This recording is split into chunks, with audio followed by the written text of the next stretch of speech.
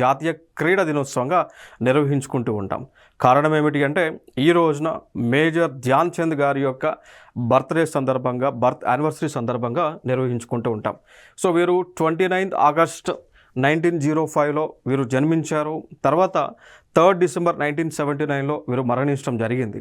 So అందుకోసమే వీరి యొక్క దినోత్సవాన్ని మనము నేషనల్ స్పోర్ట్స్ డేగా నిర్వహించుకుంటూ ఉంటాం.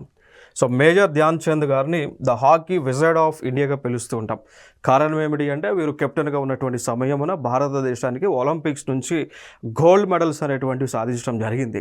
సో అందుకోసం వారి యొక్క క్రీడా స్ఫూర్తికి గాను గోల్డ్ మెడల్స్ మనకి ఒలింపిక్స్లో వరుసగా 3 times కూడా, అంటే లైక్ 1978 ఒలింపిక్స్లో గోల్డ్ మెడల్ వచ్చింది హాకీకి సంబంధించి, 1932 ఒలింపిక్స్లో హాకీకి సంబంధించి గోల్డ్ మెడల్ వచ్చింది. అదేవిధంగా వెంటనే మళ్ళీ 1936లో కూడా భారతదేశానికి హాకీకి సంబంధించి గోల్డ్ మెడల్ వచ్చింది.